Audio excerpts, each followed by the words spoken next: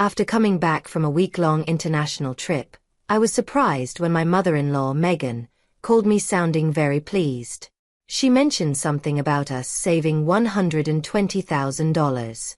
Confused, I tried to think of when I might have saved such a large amount. As a freelance jewelry designer, I do have a savings account for emergencies, but I don't keep big sums of money on hand, and my bank card was with me the whole time. No one else should have access to withdraw that much from my account. Megan then told me she had taken the money from a drawer, saying, "You guys are doing well, so it's fine." This left me confused, and before I could ask more questions, she quickly thanked me and hinted at needing financial help in the future before hanging up. I was puzzled about the missing $120,000 until my husband, Jerry, came home and explained that it was all a misunderstanding. A month later, Megan started calling me repeatedly. I ignored the calls at first, but after seeing over 90 missed calls on my phone, I felt I had to answer. When I did, Megan's voice was angry, accusing me of ignoring her. She seemed to feel wronged, but I saw it as a result of her assumptions.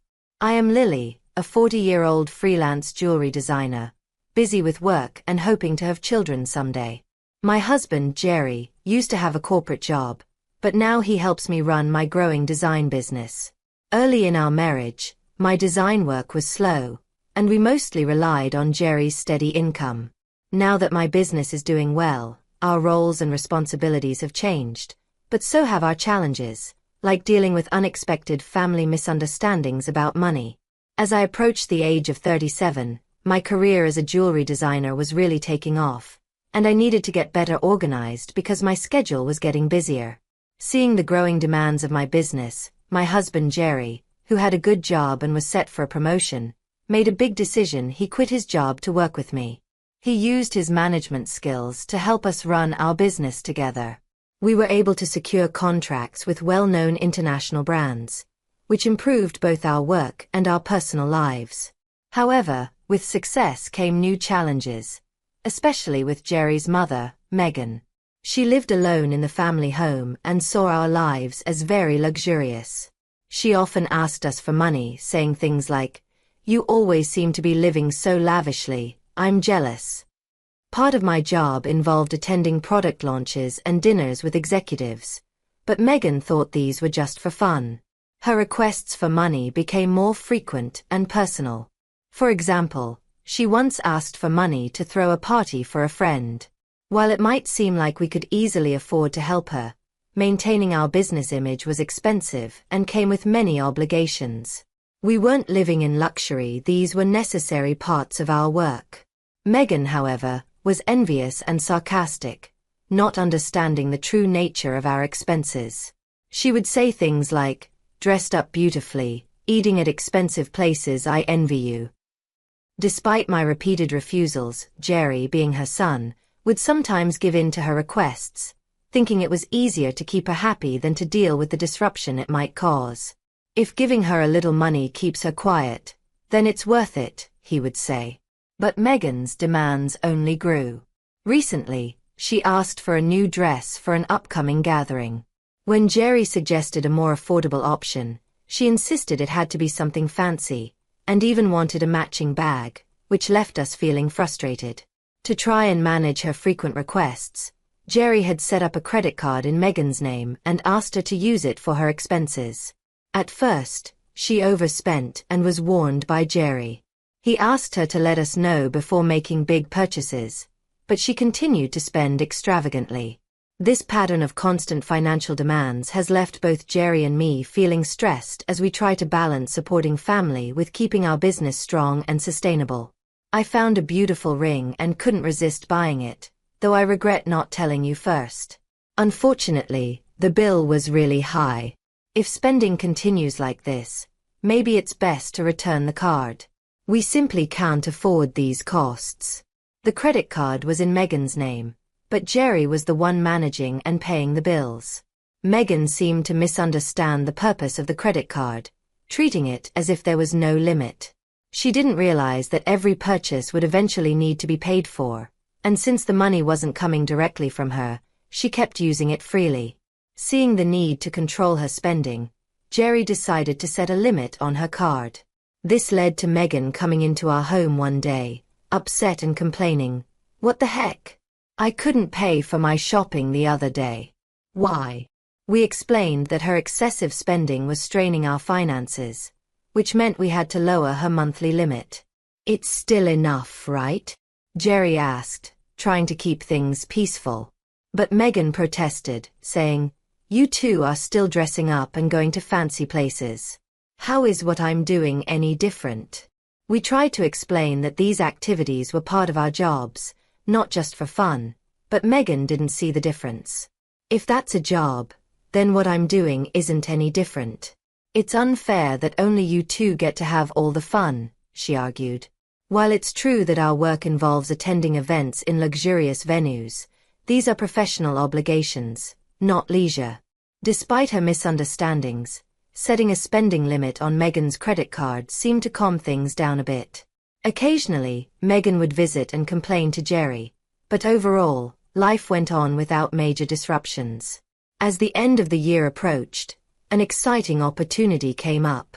A foreign brand manufacturer offered us a chance to expand our business by moving overseas. The idea thrilled me, as it could elevate my status as a top-tier designer. Jerry, always supportive, was eager to take the leap. "It's a chance we have to take," he said. However, the idea of moving abroad brought a new concern Megan. Given her past behavior, we worried she might want to come with us. While living internationally was appealing, the thought of dealing with Megan's demands in a new country was overwhelming. When we shared our plans to move overseas with Megan that weekend, she reacted exactly as we expected. "I want to come too," she said, thinking our move would be like a long vacation. Jerry tried to explain, "We're going there for work. It won't be as fun as you think." But Megan didn't believe him. "You're trying to trick me. You plan to live even more lavishly without me around," she accused. "We're not moving there permanently. We'll come back after our work is done," I tried to reassure her. But she shot back, "You say that, but you're planning to leave me behind, aren't you?" Jerry and I were tired of having the same argument over and over. To find a middle ground, Jerry suggested, "Okay, we can't take you with us, but how about we pay for a week-long trip for you instead?" Megan's mood brightened. "Really? Are you sure?" she asked. "We'll cover your flight and hotel, but you'll need to handle the rest," Jerry confirmed, and she seemed happy with that, at least for the moment. However, the peace didn't last long. A few days later, while Jerry was busy with the move preparations, Megan showed up unexpectedly. "Hey Lily," she said, "I want to shop over there too. Can you give me some money?" "What about the card Jerry gave you?" I asked, knowing she had a credit card for such expenses. Megan's face dropped. "That's the thing, Jerry took it away from me the other day," she admitted.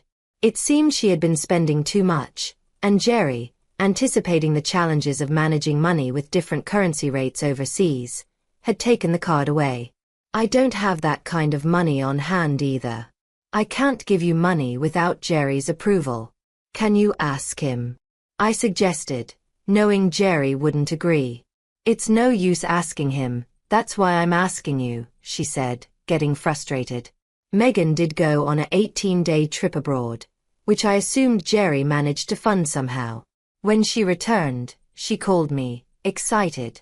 "I'm back, and it was so fun," she shared, telling me all about her sightseeing and dining adventures, even though I hadn't asked.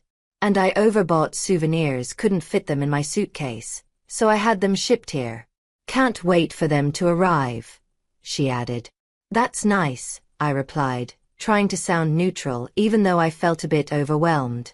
"Thanks to the money you saved up, I had a blast," she exclaimed. "Saved up money? What are you talking about?" I asked, confused and a little worried, as I had no memory of setting aside money for her spending. "I found it in your house's sideboard drawer," Megan said, claiming she took $120,000. I was shocked. Why would such a large amount of cash be kept at home, especially in a drawer where anyone could find it. Confused, I confronted her. I don't know what money you're talking about, but taking it from our house without permission is theft, even if you're family. Do you understand that? Megan's response was unsettlingly casual. That's why I'm telling you now. I used it. Consider it a post-factum report, she said, unapologetically. I have no idea about this money, but if you took it and used it without telling anyone, that's a crime. And if Jerry set it aside for something important, it's even more serious, I explained, trying to make sense of the situation. Despite this, there hadn't been any noticeable issues with our business finances during her trip. You two live so extravagantly, so why can't I have a little of that? Think of it as doing a favor for your parent. It's not a big deal, right? She rationalized, showing a sense of entitlement that was hard to understand. It's one thing to ask for help from your son and his wife, but this is not how you should behave after taking someone else's money, I replied, still in disbelief. I'm glad you enjoyed your trip, but I'll have to discuss this with Jerry when he returns. Jerry will understand. After all, I'm his only mother, and $120,000 isn't much to him, she assumed. All right, I'll pass the message along, I said, astonished by her lack of awareness. Later that evening, when Jerry came home, he looked troubled. Lily, do you know about the money I left in the drawer? He asked urgently. 20 days ago, I withdrew it from my bank account, and now it's gone. Keeping such a large sum in a drawer, didn't you think that was careless? He questioned. I needed cash immediately for an urgent payment. Do you know anything about it? Suddenly, it all made sense. Megan's earlier call thanking me for the $120,000 and mentioning how much fun she had made sense now it was Jerry's money meant for something important. Jerry, today Megan called thanking us for the $120,000 and saying she had a blast with it. I didn't understand what she meant until now, I explained, piecing everything together. So it was Jerry's money, but what was such a large amount meant for? I asked.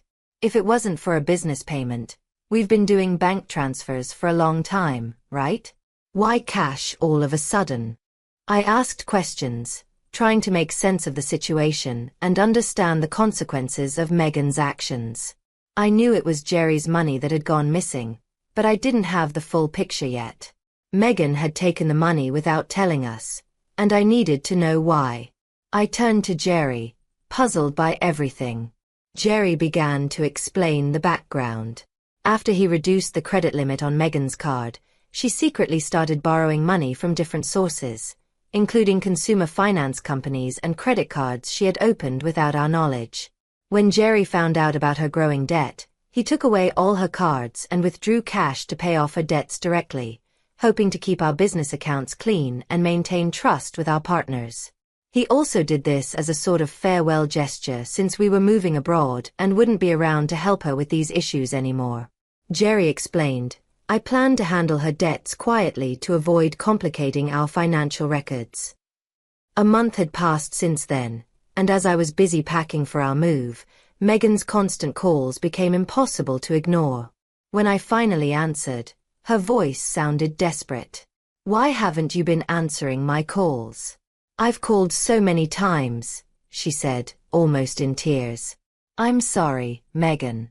I've been caught up with the move. What's going on? I asked, trying to stay calm and give her a chance to explain. It's not just one thing. It's everything. They're asking for payments almost every day. It's too much, Megan admitted, her voice breaking under the stress. Have you tried contacting Jerry about this? I asked, hoping she had sought his help first. He seems to be blocking my calls. I can't reach him at all. Lily, you're my only hope now. Please help me, she pleaded. At that moment, I realized how complicated things had become. Megan's reckless spending had led her into a deep financial mess, and now, with Jerry not responding, she was turning to me as her last option. As we were getting ready to start a new life in another country, The challenge of dealing with Megan's financial problems became an urgent issue that we had to address before we could move forward. I was surprised by how drastic Jerry's approach had been with his own mother. If he had used the money he withdrew to pay off Megan's debts directly, we might have avoided this stressful situation. Instead, Megan was now buried in collection letters and constant calls from finance companies and lenders. It felt like something out of a dramatic movie, something I never expected to deal with in real life. I'll talk to Jerry, but I can't promise what he'll do. A son should help his mother when she's in trouble, right? Please ask him for me, Megan pleaded at the end of our conversation. However, with our upcoming business expansion, our finances were already stretched thin, and we couldn't afford to help Megan further, especially since she had misused the money meant to settle her debts. When I told Jerry about the call after he got home, he responded with a mix of exhaustion and resignation. I had planned to sort things out before we left, but she wasted that chance herself, he said coldly.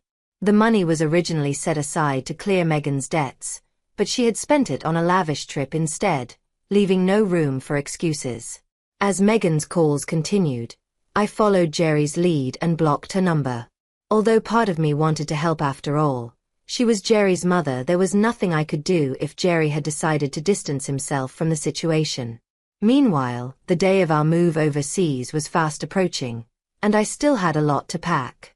Amid the chaos, I discovered more troubling news. Megan had resorted to selling her house to manage her debts. It turned out she had hidden even more debt than we knew about, and the total was so large that even selling her house couldn't cover it all. The thought of losing the family home where Jerry had grown up was deeply upsetting. Our family home is gone. Are you okay with that? I asked, sensing his sadness. How can I be okay? But there's nothing we can do, Jerry replied, his voice filled with sorrow.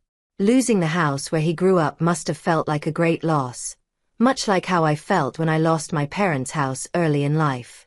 In the midst of these complex emotions and the heavy task of packing, we had to accept that some things were beyond our control and focus on our future. As we prepared to start anew in a different country, the bittersweet reality of losing a family home hit me hard. I watched everything unfold with Jerry, and it was different from anything I'd experienced before. Jerry not only lost the physical place where his earliest memories were made, but also the emotional comfort that came with it all while his mother, Megan, is still alive. It's hard to describe the mix of loss and feeling out of place, especially in such painful circumstances. This loss is more than just losing a building. It's about losing a part of his history and the sense of having a place to return to, which no longer exists. Megan now lives in a small apartment and faces the daily struggle of managing her debts. She works part-time, which is tough for someone her age. Jobs for older people are not only limited but often physically hard and less rewarding. This new reality is a big change from her previous life, where she spent freely and seemed to have financial freedom. While it's natural to feel sympathy for her struggles, it's balanced by the understanding that her situation is the result of her own poor financial choices. Life teaches us that actions have consequences, and Megan's story is a reminder of how important it is to be financially responsible at any age. In our new environment, our business is thriving more than we ever expected. Moving overseas has put our brand in the international spotlight, bringing in a flood of inquiries and offers from all over the world. Every new email and call brings opportunities for expansion and collaboration, which is incredibly exciting but also very demanding. The success is thrilling, but it takes up almost all of our time, leaving little room for anything else. Days blur into nights as we juggle time zones and cultural differences, trying to make the most of this golden opportunity. Despite our professional achievements, our personal lives feel the strain of our non-stop schedules. The dream of expanding our family seems like a distant goal, something we hope to focus on once the immediate demands ease up. Jerry, who handles everything from logistics to client management, feels this pressure even more. As partners in both life and business, we often find ourselves wondering about the future and how we can balance our work with our personal goals. As I look out of our apartment window at the cityscape, The neon lights blend into the night, much like the blur of our daily lives. This view, full of promise and anonymity, is a stark contrast to the familiar streets we once knew. This vibrant, relentless city is now our home, but it's very different from the quiet, steady life we left behind. Our new life is both exciting and overwhelming, filled with endless tasks and decisions that challenge us at every step as we navigate this new chapter. I often think about Megan's situation and how our family and financial decisions affect our lives. It's a constant learning process, realizing how closely our